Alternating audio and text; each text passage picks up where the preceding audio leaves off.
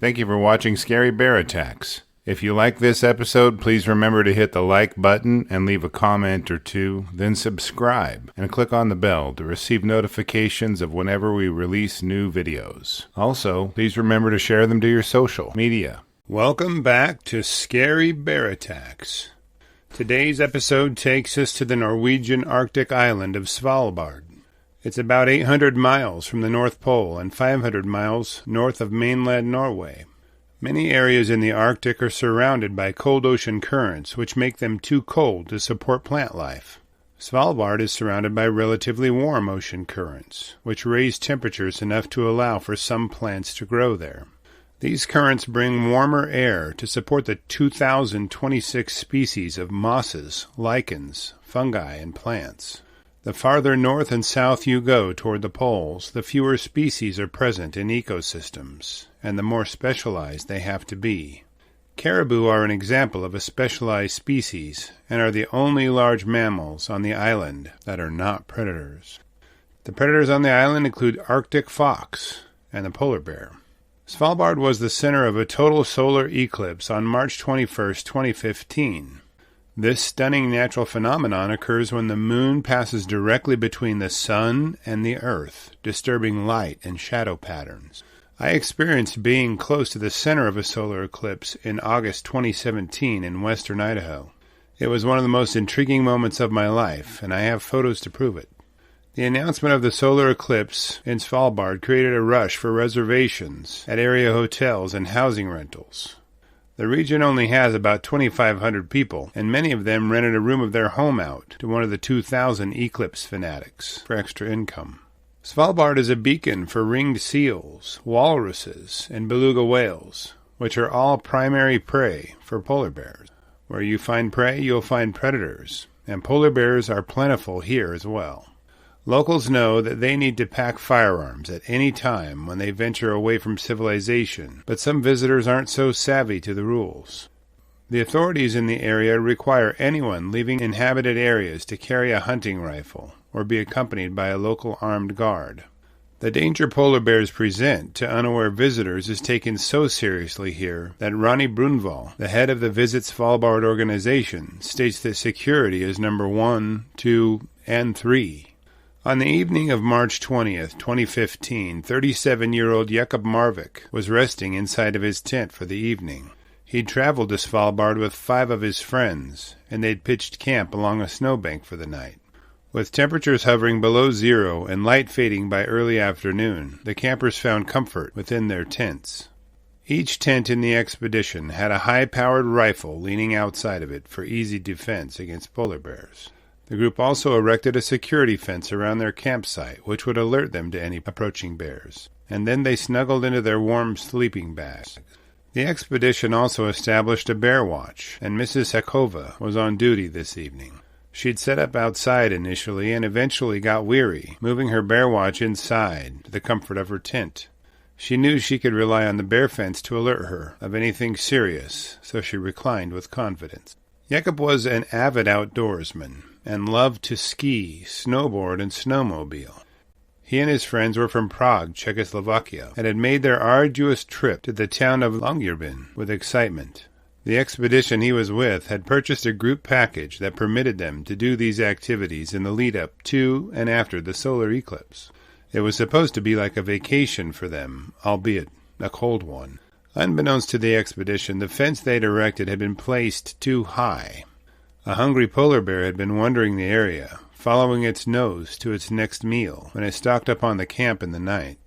It easily slipped right under the fence without tripping the alarm, exposing the sleeping campers to whatever the bear chose to do to them. As the polar bear noiselessly padded through the camp, the scent of sleeping people undoubtedly filled its nostrils. An overload of olfactory information was bombarding the bear's nose as it sniffed each tent in turn. For some unknown reason, the polar bear found Jakub's tent most appealing. The fabric of the tent was designed to resist the rigors of wind and snow, but not the claws and teeth of polar bears. Its claws ripped through the tent with very little resistance, and it was quickly inside, atop Jakub. Jostled awake by the polar bear's claws, Jakub opened his eyes to see the gaping maw of a polar bear less than 3 inches from his face.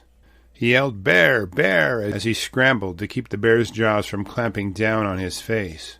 Using his hands, he repeatedly redirected the bear's jaws from his head. The bear used its paws to grab the man and drag him from the tent. Its claws tore long red streaks along his skin. In the tent next to Jakub's, Mrs. Jakub had let her eyes close and drifted off to sleep during her bear watch. Her slumber was abruptly halted by Jakub's cries about the bear. She scrambled from her tent, clutching the revolver that she had packed with her. Upon emerging, she could see a huge polar bear striking Jakub with his paws, only feet from her. She raised her pistol and fired the revolver at near point-blank range, striking the polar bear with more than 2 of the rounds. The camp seemed to erupt in people yelling and screaming while they converged on the bear. It had felt the impact of the revolver rounds and turned in pain and confusion. The bear dashed off to avoid any further confrontation with the people and stared back at them from only a few hundred yards outside of camp. The campers reached out to local authorities, who soon arrived by helicopter to investigate the polar bear attack on Jakub. They were armed and began following the bear's blood trail across the snow. The bear was located and shot by them only 200 meters from the camp.